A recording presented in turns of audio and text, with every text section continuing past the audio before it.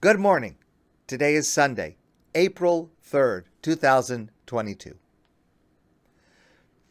This coming Shabbos is called Shabbat HaGadol, the Great Shabbos, the Big Shabbos. And it's the Shabbos before Pesach. And there are many, many different explanations of why it's called great or big. I want to share one with you today because it's a message that it's worthwhile to ponder all week and to absorb and to synthesize not only for this upcoming Shabbos, but beyond that, going forward for the rest of our lives. Among the different answers given as to why this Shabbos is called Shabbat HaGadol, the Great or the Big Shabbos, is the answer given by the Tur.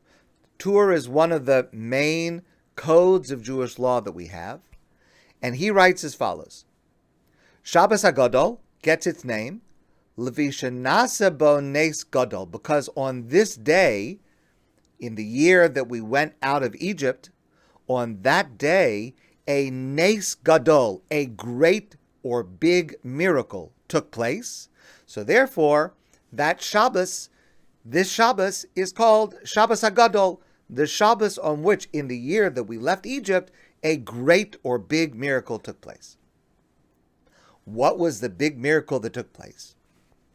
In that year, the Shabbos before Exodus was the 10th of Nisan, and on the 10th of Nisan, the Jewish people were able to gather the courage, the fortitude, and the self-confidence to take the lamb that was selected for the Karban Pesach, the Paschal offering, and to begin to offer that offering in advance of Pesach, because they were to offer that and to use that as the centerpiece of their Pesach Seder. The issue was that that animal was a deity to the Egyptians.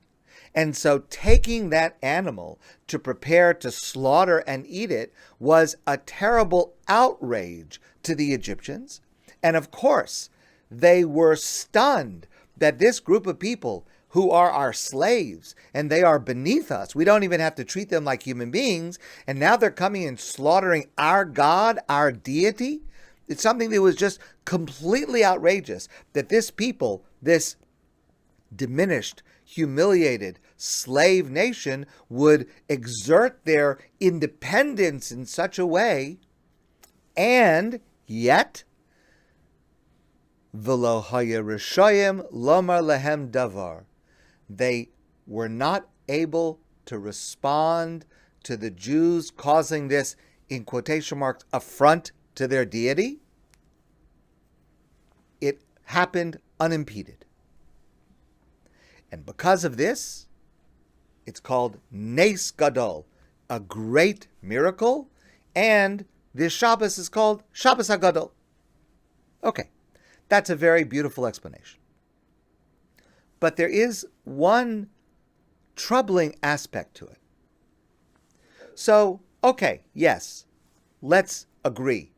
The silence of the Egyptians in the face of the affront to their deity is certainly miraculous, and even more miraculous is the fact that it was a miracle of Jewish character, that the Jews, after having been slaves for over 200 years, were able to summon this sense of independence. Remember, in advance of their liberation, in advance, while they were still technically slaves, they were able to summon this courage and this valor. That was a nes, that was a miracle. But what makes it nes gadol, a great miracle or a big miracle? I mean, remember the backdrop. That week was a pretty busy week. That month was a pretty busy month in terms of miracles. Remember, we have the miracles of the end of the Makos, the 10 plagues, the chief among them, the one that's going to happen just after this, the slaying of the firstborn. God forbid, we can't even imagine such a thing. And then the Exodus itself. And then a few days later, the splitting of the Red Sea and all of Pharaoh's army drowning in the sea. I mean, those are great miracles.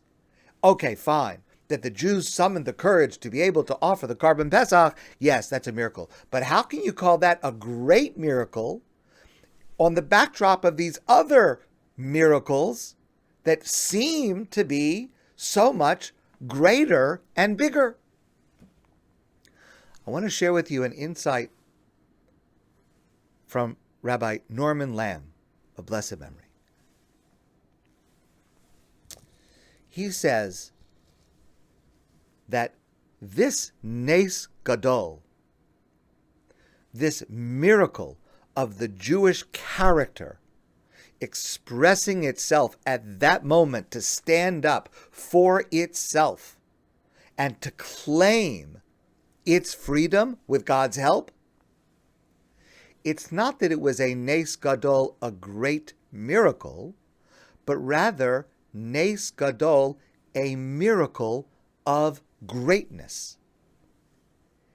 It was a miracle in which the Jewish people became great.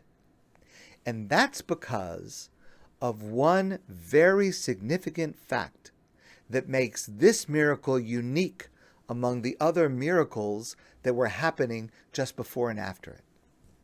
The other miracles that we know about, the 10 plagues, especially the slaying of the firstborn, the splitting of the Red Sea and the drowning of Pharaoh's army. Those were miracles that were brought by God, that were necessary in order to enable the Jewish people to be able to leave Egypt and not to have to come back. They were necessary in order to be able to escape and to survive. But at the same time, in the process, Egyptians, our enemies, were hurt.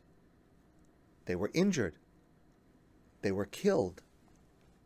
There was a great deal of pain inflicted on the Egyptians, with cause, but it was pain and it was suffering. The firstborn of every household should die. All of Pharaoh's army should be drowned in the sea.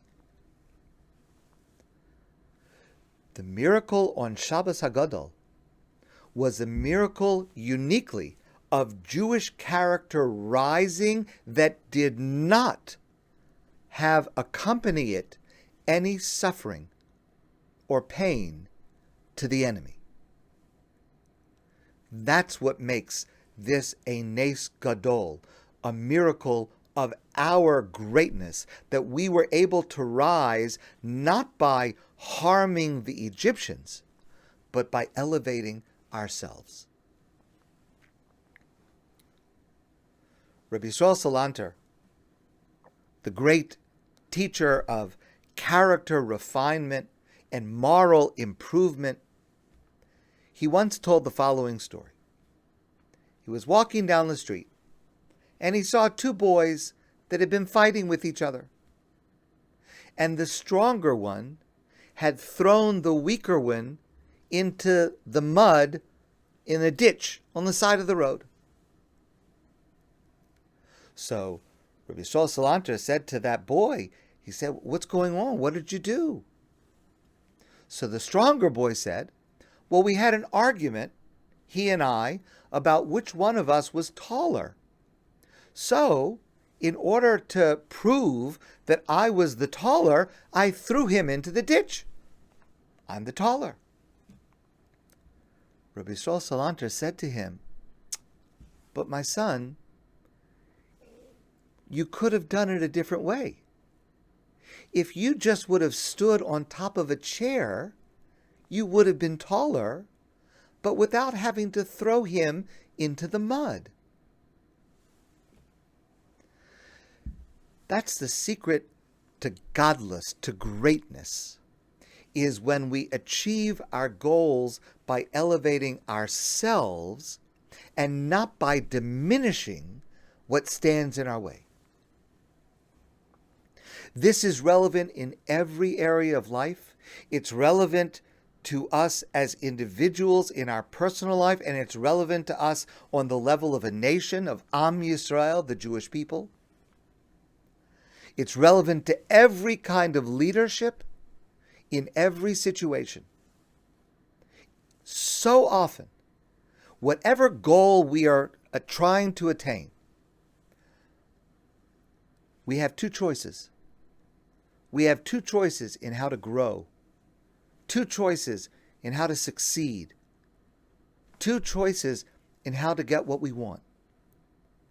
We can choose the path where we diminish the other, where we take away from the other in order for us to grow, or we can choose to elevate ourselves, not at the expense of the other. The first method may succeed, but it will never lead to greatness. Greatness will only come to us when we elevate ourselves without pushing the other down. Now, I want to be very, very clear. There are times when pushing the other down is necessary. I don't mean for a moment to suggest that God's miracles of the 10 plagues, the splitting of the Red Sea, was unnecessary, was needless pain. God forbid, I do not mean to suggest that. What I do mean to suggest, what Rabbi Lamm is reminding us of, is that there are times when the path of pushing the other down is necessary to protect ourselves, to escape, to defend ourselves, to achieve some goal, as God indicates to us. Sometimes that path of causing pain to another is reluctantly necessary. Yes, we have to never forget that. But even when it is necessary, even when it is called for, we should never discount or ignore or minimize the pain we cause others, even when it is called for, even when it is deserved, and even when there's no other way. Still, we should recognize that that path may lead to success, and it may be necessary. It may be the right thing, but it will never lead us to greatness. The only way to achieve greatness is by elevating ourselves, never by pushing the other down. That's why this Shabbos is called Shabbat HaGadol, the Shabbos of our greatness. And that's a lesson for us to take forward beyond this Shabbos for the rest of our lives. My friends, I want to wish you a great day, and I look forward to seeing all of you soon in person.